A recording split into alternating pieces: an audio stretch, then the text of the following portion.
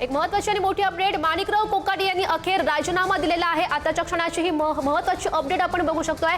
माणिकराव कोकाटे यांनी अखेर राजीनामा दिलेला आहे आणि अजित पवार यांनी या संदर्भातली माहिती दिली आहे। माणिकराव कोकाटे यांनी राजीनामा दिलेला आहे। आपण काल बघितलेलं होतं, माणिकराव कोकाटे यांच्याकडची जी खाती होती ती अजित पवार यांच्याकडे सोपवण्यात आलेली होती। त्यांनी राजीनामा दिलेला नव्हता। त्यांचा राजीनामा नेमका कधी होणार याची चर्चा राजकीय वर्तुळामध्ये सुरू होती।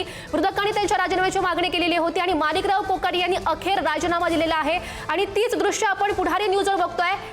अजित पवार यांनी कोकाटेंचा राजीनामा स्वीकारलेला आहे।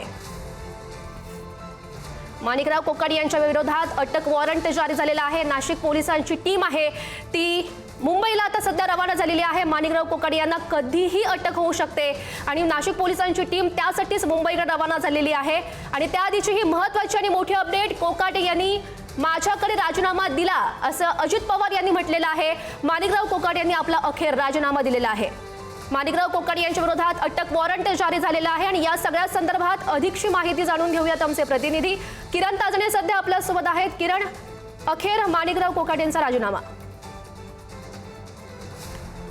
की गेल्या 3 दिवसांपासून माणिकराव कोकाटे यांचा राजीनामा कधी होणार अशा स्वरूपाचा जो आरोप आहे, एक प्रकारे त्याबाबतची विचारणा जी आहे ती विरोधकांकडून केली जात होती। आणि मी सध्या नाशिकच्या पोलीस आयुक्तालयाच्या या ठिकाणी आहे।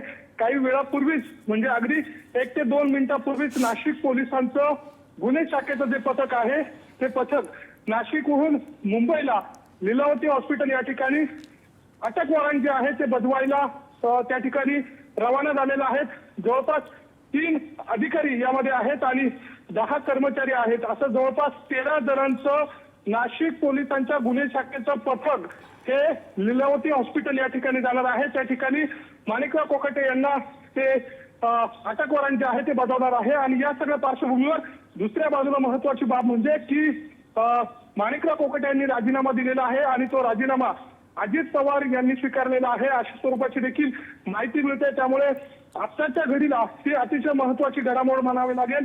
माणिकराव कोकाटे यांना